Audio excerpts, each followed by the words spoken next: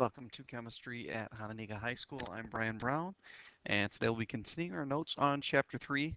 And what we'll be looking at today is we've talked about how to round when you add and subtract. We've talked about how to round when we multiply, divide.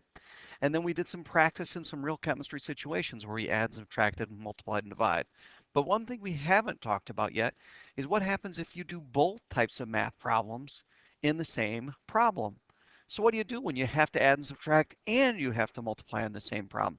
Because you're rounding them differently based on different rules. And in a problem where we have to do both, how do we handle both?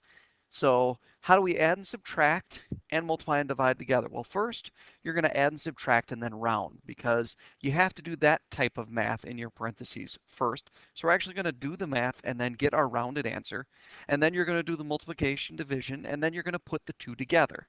So we have to treat them individually and round them individually. Now, where's a case where this could happen? Well, when we're calculating error and percent error, we end up doing both. So this is an application of that idea. So we'll look at error and percent error, and then we'll see how that really does involve both. And this is an idea that we're going to use in a lot of labs in chemistry this year. So error is a measure of experimental accuracy that we often do with labs, and so is percent error. Now, error actually equals the experimental value minus the accepted value.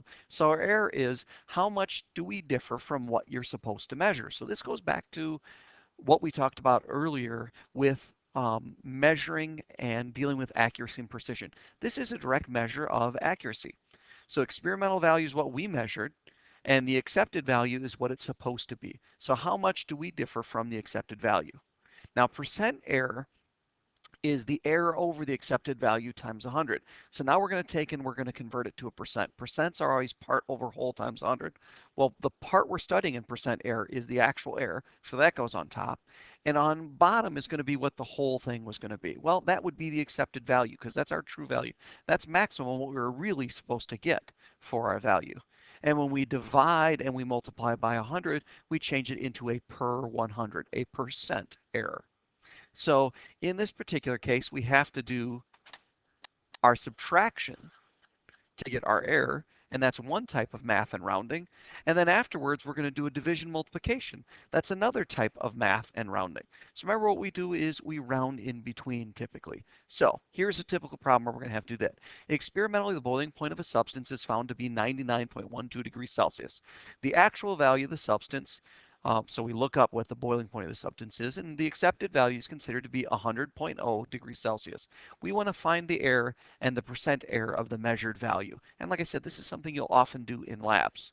So error is experimental minus accepted. Well, the experimental value was 99.12, and the accepted value is 100.0. So when we subtract these two, our calculator is going to give us 0.88. So that's what the calculator is going to spit out. But remember, every time we add, subtract, multiply, or divide, we have to evaluate and round appropriately. 99.12 is uncertain to 2 decimal places. 100.0 is uncertain to 1 decimal place. Well, the first decimal place is a tenth. The second decimal place is a hundredth. Tenths is 10 times bigger than hundredths. So we need to round this to the tenths. So our actual value here when we go and do this calculation, and remember it's easy to see here, that's where the first one's uncertain, that's where the second one's uncertain. So we've got to round to the tenth spot. Next digit's an 8, so we're going to round up. And our actual calculated answer for error would be 0.9 degrees Celsius. Now, it's also a negative value. And that negative value tells us that our accepted value was too, or I should say our experimental value was too low. So it makes sense when compared with 100, what it's supposed to be, that if we're too low, it would be a negative value. If we're too high, it would be a positive value. So that would be our calculation for error. Now, percent error. Percent error, remember, is error over accepted times 100, and we just calculated the error was negative 0.9.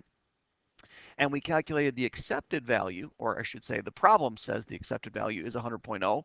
So error over accepted times 100, well, in this particular problem, the calculator is going to give us negative 0.9%. Now, is that the correct rounded answer? Well, we have to evaluate how we round when we multiply or divide. Now, this first number here, the negative 0.9, so this one, that's got 1 sig fig. 100.0, that's got 4 sig figs. And 100, well, that's an infinite number of significant digits because that is a counting number. So what's smaller, 1, 4, or infinity? Well, 1 is smaller. So our correct rounded answer here should go to one significant digit. Well, in this case, the calculator answer already has one significant digit. So negative 0.9% to one, which is one significant digit, would be our correct rounded answer for percent error. So our error ended up negative 0.9 degrees Celsius, and our percent error, I'm sorry, our error ended up negative 0.9 degrees Celsius, and our percent error was negative 0.9%. It's a coincidence in this particular case that the two numbers ended up the same. That's because our accepted value was 100. So we divide by 100, multiply by 100, we got the same thing. So that's just made it a little bit easier to do in your head. But no, it's not always going to be true that error and percent error are the same number with a different unit. That just happened to be how it was here. Now, next time that we're going to run into a situation where we have to do both in one problem is when we do density calculations where the volume is found through water displacement. Now, if we have an irregularly shaped object, the easiest way to find out what its volume is to read a graduated cylinder that's partially filled with water, very carefully put our object and submerge it underneath the water, and the water level is going to go up. And by Archimedes' principle, how much it went up would be the volume of our odd-shaped object. So an object with a mass of 7.32 grams raises the level of water in a graduated cylinder from 13.2 milliliters to 17.1 milliliters. What's the density of the object? Well, we're going back to our density equation, which is multiplication division type math. And in this particular case, they tell us the math is 7.32, but they give us two volumes. So which one do we use for volume? What's going on with volume? Well, remember we just said by water displacement, the difference between what it was before and after we add the object is what the volume of our object is. So mathematically, what we're going to do here is take 17.1 minus 13.2, and we're going to calculate the volume of our object as 3.9. Now, when we look at rounding in sig figs, because remember, we're doing a subtraction addition here. Before we do our multiplication division, we have to round this answer. Well, that's uncertain to the tenths. That's uncertain to the tenths. So our answer should be rounded to the tenths. And our calculator answer already is. So 13.9 milliliters is our correct rounded answer for our volume. So that's actually what we'd plug in. And when we put it in our calculator, 7.32 grams divided by 3.9 milliliters, we're going to get a big long number. Well, that's way too many numbers to get for a correct answer. So what we have to do is evaluate now by multiplication division rules what our right rounded answer should be. Well, 7.32 has 3 sig figs. 3.9 has 2 sig figs. 2 sig figs is smaller than 3. So our answer should be to 2 sig figs. And that would be right here at the 8. Since the next digit is a 7, when we round this value, we're going to round it up to 1.9 grams per milliliter. So in this case, we had to do two different kinds of math problems in one. So technically, we had to get our addition subtraction, round it, and then plug it into our second multiplication division problem. Now, the last one here is going to be a little bit different, finding the average. There is one odd situation that is going to come up in chemistry, because it's going to happen in the lab that we do with this chapter, when we're actually calculating an average. Now, an odd thing can happen with average. So I want to make sure we look at a situation where it did happen. So in finding the average, you add up all the values to be average and then divide it by the total number of values.